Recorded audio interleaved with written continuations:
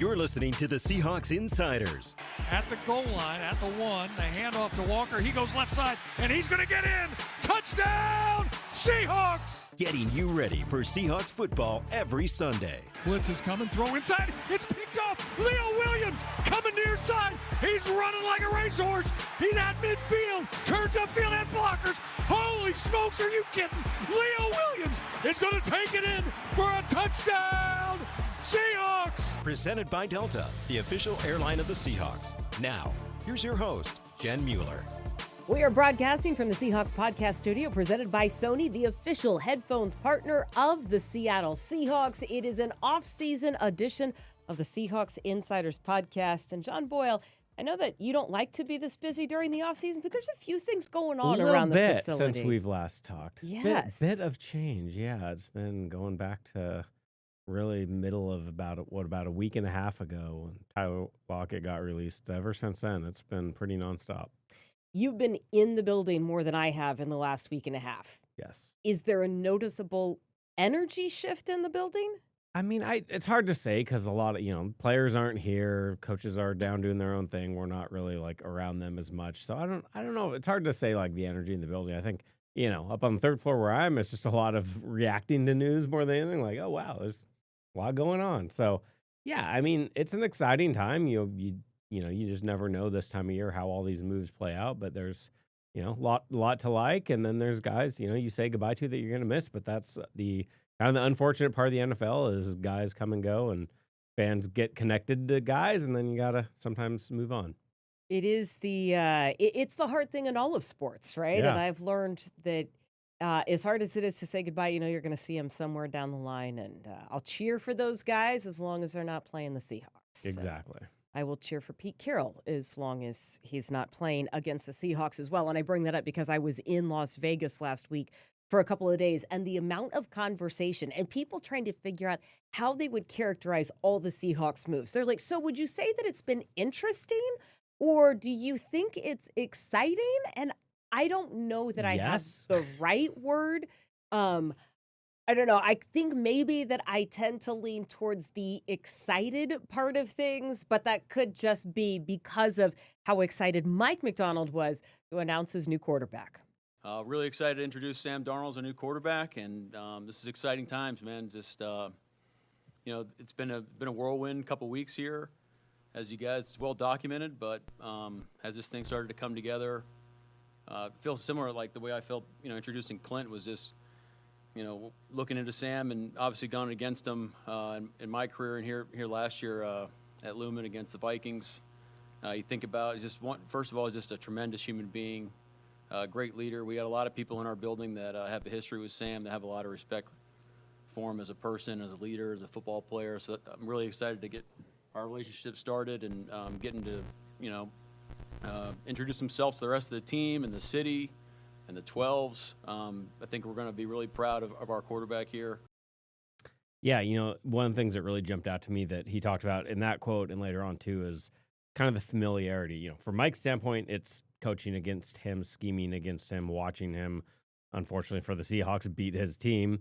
And then with the coaching staff, you have Clint Kubiak, who spent time with him in San Francisco 2 years ago. So it's kind of been a common thread with a lot of guys they brought in on both sides of the ball. Is like you have that familiarity somewhere on this coaching staff. And yeah, I mean, look, there's nothing against Geno Smith. You can love Geno Smith and say he did awesome things here, but also be really excited about the new guy coming in, Sam Darnold, who's coming off a phenomenal year last year, and they're hoping can take Clint Kubiak's offense and run with it. Yeah, we'll talk about what he means in Clint Kubiak's system and what that familiarity means for the Seahawks in just a little bit.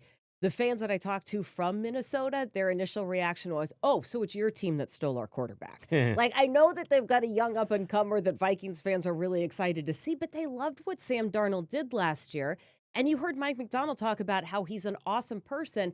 And, John, what was the conversation when Sam Darnold was mentioned as a top choice for the Seahawks? This is just when the rumors were out there, before it was signed. What was the number one thing people looked at last year with Sam Darnold and said? For Seahawks fans, it was the game against Seattle. It was coming to Seattle, tough, road environment, I think it was pretty rainy. You remember It was better a than me. gross game. It was gross. It was rainy. It was And the Seahawks had windy. just gone down, driven the field, taken the lead, and then Darnold leads them down and throws that really impressive in a muddy pocket touchdown pass to Jefferson to win the game. And yeah, I mean, this is a guy really not that dissimilar from the Seahawks' last quarterback of starts his career with the Jets in not a great situation, has his struggles. Most of the NFL kind of gives up on him, and then he gets his chance. In that position, you know, Clint Kubiak talked about this, like that position in particular, like it's hard. You get labeled a certain way, and then, you know, people want to just call you a bust or whatever you call it, and you get in a good situation and you get someone to kind of help build your confidence back up. Those guys were drafted highly for a reason, and he's showing that, you know, he really is capable of playing at a very high level. He's got, I believe it was 5 game-winning touchdown drives last year in the fourth quarter. We saw Geno do quite the same. To your point about being labeled a bust, I'd like for any of us to be candid about the very first job we ever had and go, is that the was that the best ever? Like, was I the best ever? 21 when he came in the league, I think. I think, yeah. To be that young in that kind of spotlight, like it's really hard. And again, in the NFL and at that position, it matters so much what you come into that situation. And we've seen some guys come into favorable situations and thrive as rookies. Some guys come into really bad situations and struggle. And some guys, unfortunately, they don't ever recover from that. And other guys get a chance to, and they do. The other thing that people talked about with Sam Darnold, you know, for all of the impressive numbers that he put up last year, you get to the end of the year, and for whatever reason, you run out of steam. The matchups aren't as favorable. And so the thing I heard a lot of people talking about, because again, I was out of town, so I'm hearing from just NFL fans from around the league, right? The number one thing was, but he couldn't win at the end of the season. But those couple of games at the end of the year, that's, you know, I'm a little worried about that. When you hear Mike McDonald talk about what a good, just human being he is, I kind of think that he's referring to the way that Sam Darnold handled questions about those final couple games. I was waiting for someone to bring that up, by the way. I appreciate that. No, it's fair, man. Like, you know, you get all the way to that point. You have the season that we had offensively as a team. And then, you know, you run into, at the end of the day, like only one team can win the Super Bowl. And unfortunately, we weren't that team. But I learned a ton from those last 2 games, especially playing Detroit and playing LA. You know, we're going to see LA twice a year, obviously, playing in this division. And really looking forward to that. But, it's just, you know, continuing to learn things about yourself, what they did schematically. That's basically all you can do is just learn from those experiences. He handled that question very well, and he even started kind of saying, "I was waiting for that question." And look, like as a casual observer, I fell victim to that too. It was like you look at, what a great season, and then the 2 games that matter most, they're playing for the 1 seed, and then it's their playoff game. And statistically, he was not good. But I think when you go back and actually revisit those games, he'd be the first to tell you he could be better. But they dealt with some injuries up front. They ran into a really good aggressive defense in Detroit that, the Rams kind of copied that formula and got after him with a lot of pressure. And that Rams pass rush at the end of the year was on a heater, it was by the way. a bad time to face the Rams. So, look, again, Sam Darnold will tell you he could have come up with better answers, but this wasn't a case of, like, he forgot how to play football for 2 weeks. It was, more of a failure offensively as a whole that the quarterback's always going to kind of get that pin on him. But, if those 2 games had been a more established guy, you wouldn't be looking at like, oh, well, he's cooked because he had 2 bad games. You'd kind of look more around what led to it. Well, and it was in fact a career year for him. He was a Pro Bowl. He threw. Sure. I was gonna make it up and just I was gonna go with it, but no, you I'm gonna call it out. Power through it. I'm gonna be Sam Darnold. Say I could have done better on that one. He threw for over 4,000 yards, 35 touchdowns. And I got to point out, and I actually pulled this from your article on Seahawks.com, John, but the yards on deep passes, it's number 1 in the league. It's over 1,000 yards. And by the way, those are categorized as passes of 20 or more yards in the air. Yes. Not the short catch and runs. Next gen stats. 20 plus air yards. He was number 1 in the NFL, and was it tied for the most touchdowns, I believe, as well? Yes. Yeah. Yep, indeed. And he was not expected to be the starter Mm. last year. So that was a little bit of a surprise. As for why those career numbers happened last year, well, here's what the quarterback says. Yeah, I think for me it was, I think the biggest thing was just playing consistent football. And then it's a lot easier said than done, but not turning the football over. I think that's the biggest thing is like kind of understanding when a play's dead, especially on first and second down. And then third down, like you're going to have some plays where, the D-line might get a good rush and they might get in there and you got to take a sack and keep two hands on the ball and let, what's his Dixon? Our punter do his thing back there. Nice. That's one. Just very, being very smart, situationally aware, I think is the biggest thing that kind of, turned my game into being kind of, here and there, hit and miss to playing consistent football. Gotta love a guy coming in day one and knowing who his punter is, shouting out his punter. You hear it might go nice. And that's a defensive-minded head coach has got to love a quarterback. Like, look, you want your quarterback to be explosive and do awesome things, but if you're a defensive guy, like, you want a quarterback who's willing to say, hey, you know what? Sometimes we just got to eat it here and live to fight another day and let our defense do its thing. And look, we're talking a lot about offense because that's all the moves that the Seahawks, the big moves have been on that side of the ball, but you got to look at like what this defense did last year. The guys they retained in Jaron Reed and Ernest Jones, the guys they're adding like DeMarcus Lawrence, they're expecting that defense to be really damn good this year. And if you can do that, you don't need Sam Darnold to come in and be just some insane, light up the scoreboard guy. It's the stuff he talked about, is being smart. It's doing that stuff that sometimes quarterbacks need time to learn. It's hard to come to the league as this highly touted guy who lit up the college football and you're the top number 3 pick and all that. It's hard to then say, like, okay, sometimes I got to check it down or I got to take this sack or all that. So, he's learned those lessons and he put it to good use last year. But, and there's both on that one. Everybody needs to learn that lesson, right?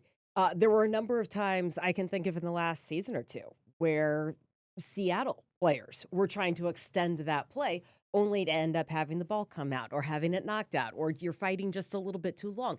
That recognition from the quarterback, I think, does trickle down. I also think this is part of the conversation about understanding what offensive scheme you are in because you know what the answer is the next time you're on offense. And what the Seahawks are looking for, and it's the en vogue thing to say, it's the complementary football, right? Mm-hmm. If the defense is going to be that good, I can't have you going 3 and out all the time and putting them in bad spots, but go ahead and let them take over the game when it's necessary if you need to kind of regroup a little bit on offense. That's fine. To me, bringing in Clint Kubiak and having a system that Darnold is used to for the last few years, that makes a huge difference because Kubiak knows his system, understands his philosophies very, very well, can communicate it down the line. And I think all of that helps settle an offense into knowing what they can and can't take or give on any sort of play or drive. Yeah, exactly. And when you have a quarterback who's going to know, I mean, look, what Kubiak's doing now is not going to be exactly the same, but there's so much overlap in what, the 49ers were doing when he was there, what Minnesota's doing. It's all part of that, West Coast Shanahan tree. And, compared to last year when you're assembling an offensive staff pretty much from scratch, guys who didn't work together, and now, you're going to have Rick Dennison, John Benton, all these guys who have worked with Clint Kubiak, who've all been in this offense and various versions of this offense, and then a quarterback who knows it. I just think it's going to be much more cohesive this year. And you bring in a guy like Cooper Kupp to go along with JSN. Yes. You bring in another vet to kind of help with that.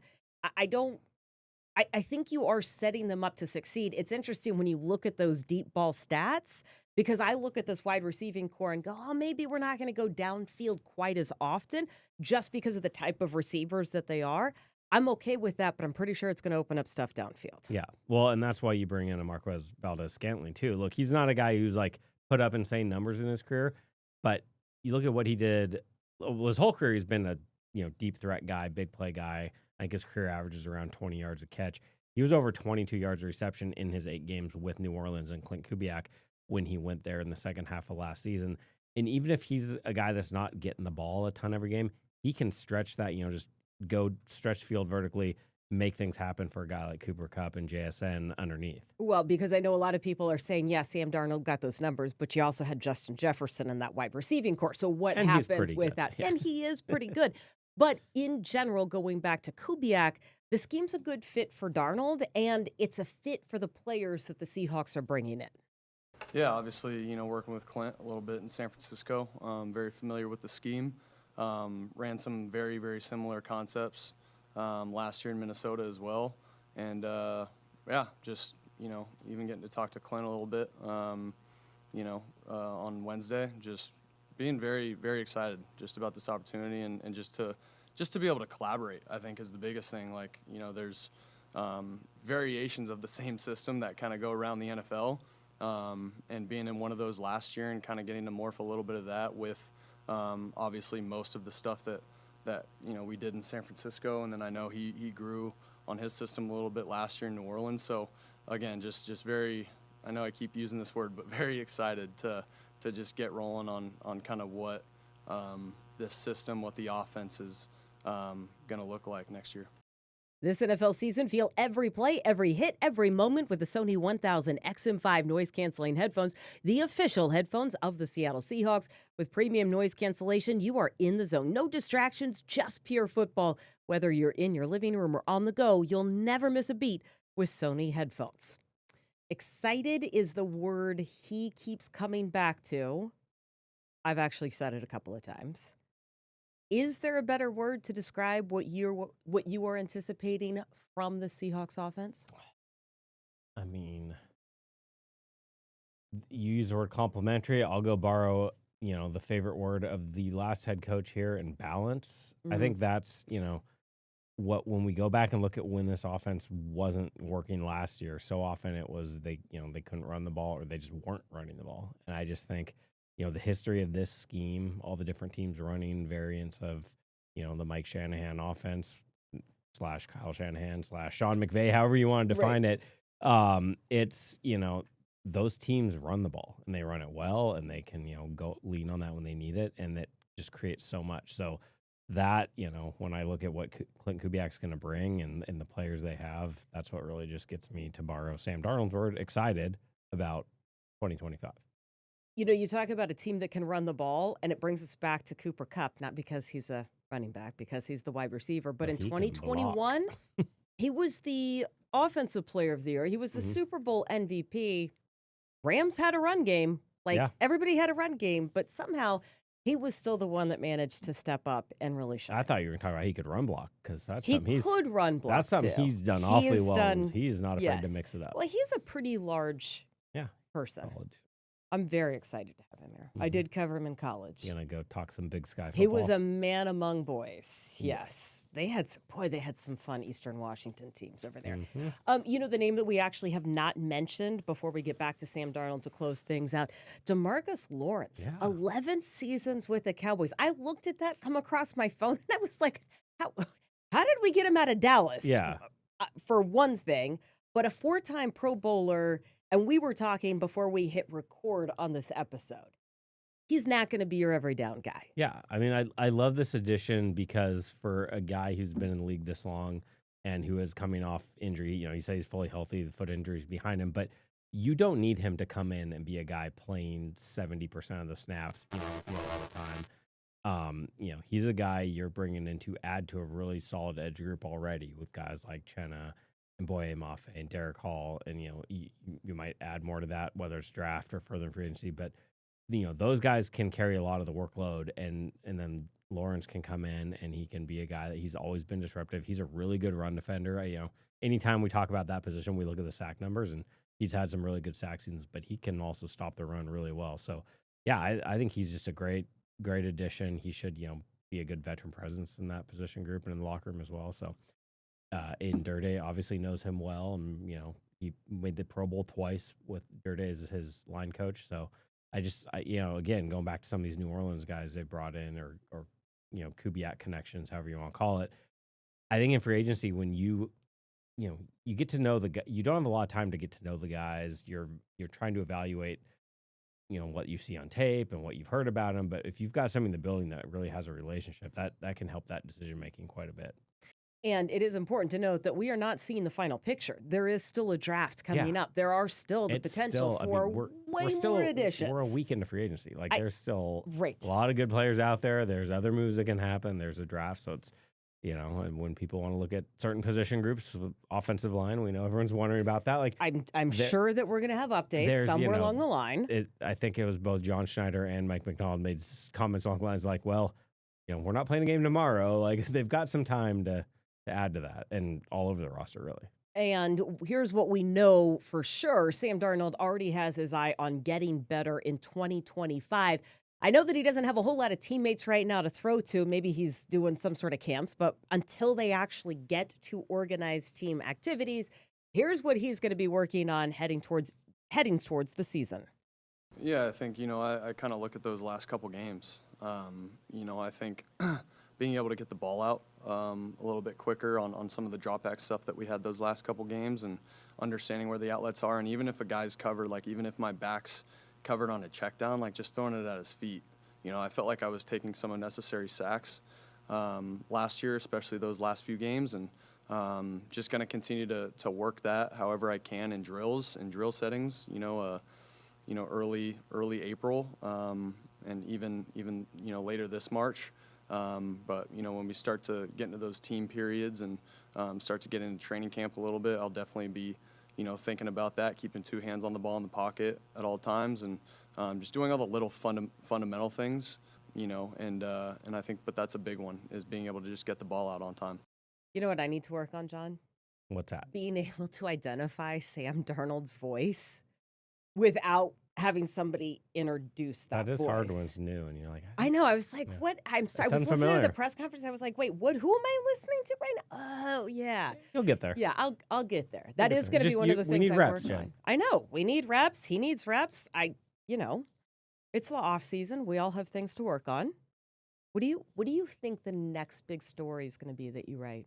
I know I'm going to put you on the spot. What do you think the next big one is? Big one? I mean, there's you going to be. Give me a little one, but people don't really want to know about. There's going to be Seahawks.com. Though is where you can go to find everything. There's going to be signings, obviously, between now and next week, and there's guys reportedly visiting today. So who knows when it will be? There, signings will be happening, but big story. I don't know. Some fun draft stuff. I don't know. I'm still working. Draft is going to be really fun. I think the draft's going to be 5 picks in the first 92. Yeah. That's going to be fun. Yeah. I'm going to skip over the fact that John's playing that close to the vest, because I'm sure he's working on something. I got some things cooking, but I know. I'm not ready to tell you about all of them yet. That's why you need to make sure that you are tuned in on Seahawks.com. And we will bring you all of the news you need to know during the offseason as we head towards 2025. Thanks for joining us. We'll see you next time.